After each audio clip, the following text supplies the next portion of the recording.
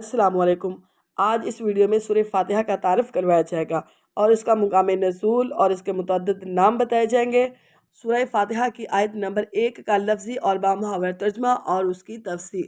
چلیے شروع کرتے ہیں۔ سورہ فاتحہ کا تعارف اور مقام نزول اور اس کے متعدد نام۔ اکثر علماء کے نزدیک سورہ فاتحہ مکہ مکرمہ میں نازل ہوئی ہے۔ امام مجاہد رحمۃ اللہ علیہ فرماتے ہیں کہ سورہ فاتحہ مدینہ منورہ میں نازل ہوئی ہے، اور ایک قول کے مطابق سورہ فاتحہ 2 مرتبہ نازل ہوئی ہے، ایک مرتبہ مکہ مکرمہ میں اور دوسری مرتبہ مدینہ منورہ میں نازل ہوئی ہے۔ اس صورت میں 1 رکوع اور 7 آیات ہیں۔ سورہ فاتحہ کے اسماء اور ان کی وجہ تسمیہ۔ اس صورت کے متعدد نام ہیں اور ناموں کا زیادہ ہونا اس کی فضیلت اور شرف کی دلیل ہے۔ اس کے 15 مشہور نام یہ ہیں۔ سورہ فاتحہ سے قرآن پاک کی تلاوت شروع کی جاتی ہے اور اسی صورت سے قرآن پاک لکھنے کی ابتدا کی جاتی ہے، اس لیے اسے فاتحۃ الکتاب یعنی کتاب کی ابتدا کرنے والی کہتے ہیں۔ اس سورت کی ابتدا الحمدللہ سے ہوئی، اس مناسبت سے اسے سورۃ الحمد یعنی وہ سورت جس سے اللہ تعالیٰ کی حمد بیان کی گئی ہے کہتے ہیں۔ سورہ فاتحہ قرآن پاک کی اصل ہے، اس بنا پر اسے ام القرآن اور اسے ام الکتاب کہتے ہیں۔ یہ سورت نماز کی ہر رکعت میں پڑھی جاتی ہے، یا یہ سورت 2 مرتبہ نازل ہوئی، اس وجہ سے اسے السبع المثانی یعنی بار بار پڑھی جانے والی یا ایک سے زائد مرتبہ نازل ہونے والی 7 آیتیں کہا جاتا ہے۔ دین کے بنیادی امور کا جامع ہونے کی وجہ سے سورہ فاتحہ کو سورۃ الکنز، سورۃ الوافیہ اور سورۃ الکافیہ کہتے ہیں۔ شفا کا باعث ہونے کی وجہ سے اسے سورۃ الشفا اور سورۃ الشافیہ کہتے ہیں۔ دعا پر مشتمل ہونے کی وجہ سے اسے سورۃ الدعا، سورۃ تعلیم المسئلہ، سورۃ السوال، سورۃ المناجات اور سورۃ التفویض بھی کہا جاتا ہے۔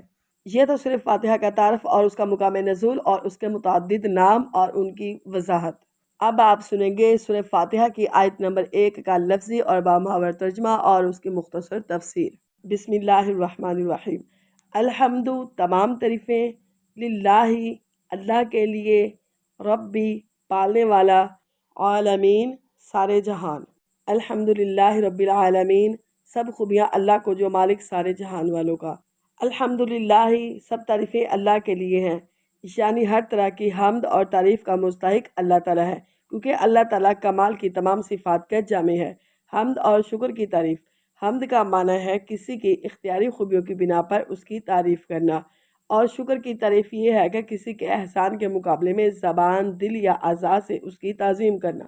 اور ہم چونکہ اللہ عز و جل کی حمد عام طور پر اس کے احسانات کے پیش نظر کرتے ہیں، اس لیے یہ ہماری حمد شکر بھی ہوتی ہے۔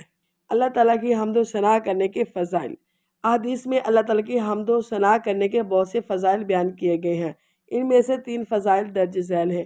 حضرت انس بن مالک رضی اللہ تعالیٰ عنہ سے روایت ہے کہ نبی کریم صلی اللہ تعالیٰ علیہ وسلم نے ارشاد فرمایا، اللہ تعالیٰ اپنے بندے کی اس بات سے خوش ہوتا ہے کہ وہ کھائے تو اللہ تعالیٰ کی حمد کرے اور کچھ پیے تو اللہ تعالیٰ کی حمد کرے۔ حضرت جابر بن عبداللہ رضی اللہ تعالیٰ عنہ سے روایت ہے کہ حضور پر نور صلی اللہ علیہ وآلہ وسلم نے ارشاد فرمایا، سب سے افضل ذکر لا الہ الا اللہ ہے اور سب سے افضل دعا الحمدللہ ہے۔